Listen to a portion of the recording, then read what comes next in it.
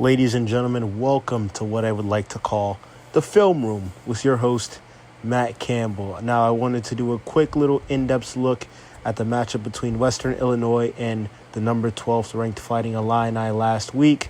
I feel like there's some good information to look at, especially for Northwestern fans heading into their matchup this Friday. So let's jump right into it. Play number one, we're at the 11th minute mark in the first quarter, and we are in a fourth down situation for the Leathernecks. Now, I want to first preface this video by highlighting what Illinois is in. This is a man concept. This is called cover one. Now, take a look at the safety by yourself. He's basically just roaming the field looking for anything deep, looking to double on any deep routes in this situation.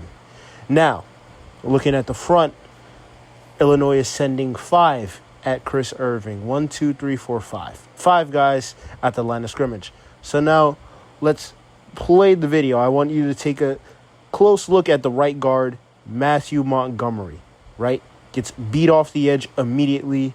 Now, let's pause the video. We have a drag route that's wide open. Irvin is going to hit this drag route, but look at the running back. The running back is on a wheel and has the corner beat. Now I want you to look at this window between the corner and the safety. If Irvin had maybe an extra second in the pocket, he would be able to zip that ball right there and easily get the first down. But he's forced to check it down to his tight end, doesn't get the conversion, and now Western Illinois is off of the field. In a situation where if they were able to drive down and get that score, the beginning of this game could have went completely differently. The second offensive play that we want to look at is this fumble. Even before we start the video, we can see Illinois is overloading this left side of the line of scrimmage at the bottom of your screen. You got 3 guys that are going to rush this side right here.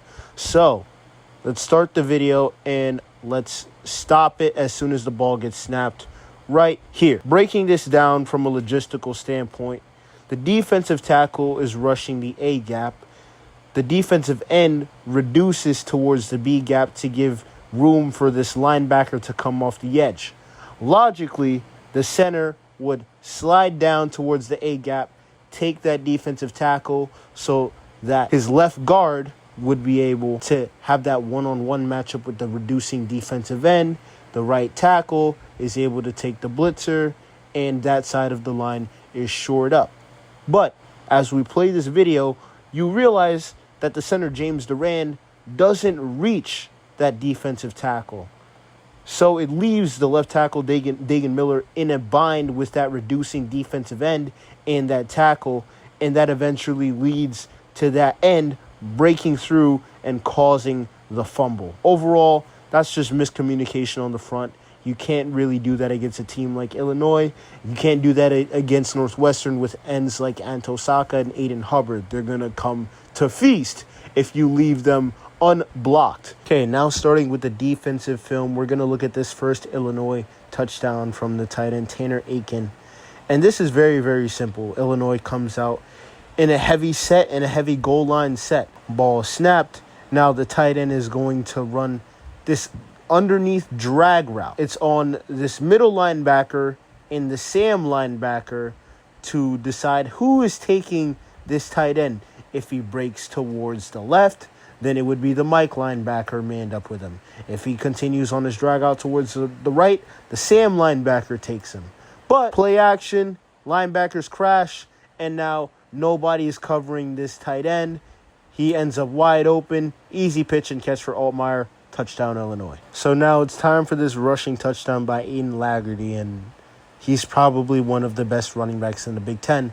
But this is a play that was completely fumbled by, no pun intended, fumbled by the Leathernecks, and I'll explain why. So let's start the video, and I'm going to give this team their flowers. The defensive tackle, Nick Prespitino, does a very, very good job at swallowing up this double team from the center and the left guard. He clogs up the B gap as much as he possibly can, and it forces the running back to change his route. Now, the only reason as to why he was able to get to the second level, look at DJ Taylor, the defensive end. He gets completely washed out, just a competitive rep. That can't happen. As a defensive end, as soon as that tackle turns his hips away from the center, your job is to jam him with your outside shoulder. With that outside arm, you're supposed to jam that B gap because now you know that ball is running right behind him. I'm going to pause it to show you the defensive back, Justin Richardson, on this play. He gets caught with his hips away from the running back. And we already know the athlete that Laggerty is. He's a better athlete than Richardson, I'm sorry to say. And he's going to straight up outrun him to the outside. The running back already has momentum coming through the B gap. It's going to be hard for you from that nickel position to flip your hips and then catch up to top speed in a matter of what? A second and a half to try to catch one of the better running backs in the Big Ten. And from there, he gets to the outside, and it's off to the races. Touchdown, Illinois. One last play I want to look at. This Hank Betty long reception in the middle of the second quarter.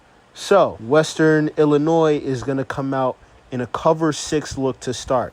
This is what I mean by this. This safety at the bottom of your screen is in what we call a deep half. Self-explanatory. He's going to take half of the field. Whatever deep routes arise on the left side of the field, that is this safety's job. The corner and the free safety on this side, they are in deep quarters. So if you were to split this field in half, right, the safety at the bottom of your screen has one half of the field. The other half of the field belongs to these two.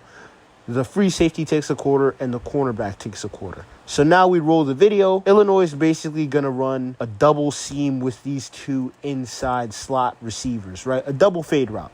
So Altmaier is going to pump. He's faking this window between the linebacker and the free safety that we mentioned beforehand. This is part of the play scheme. Something, I don't know what Illinois saw in the film from last year, but they obviously know that this safety has a tendency to bite and they're exploiting it. So Altmaier pumps, and look at this throw. Throws an absolute bomb, and look, this tells you all you need to know. Pause the video right here.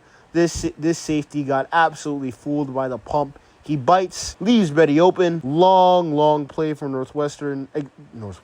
Long play for Illinois, setting them up in the red zone.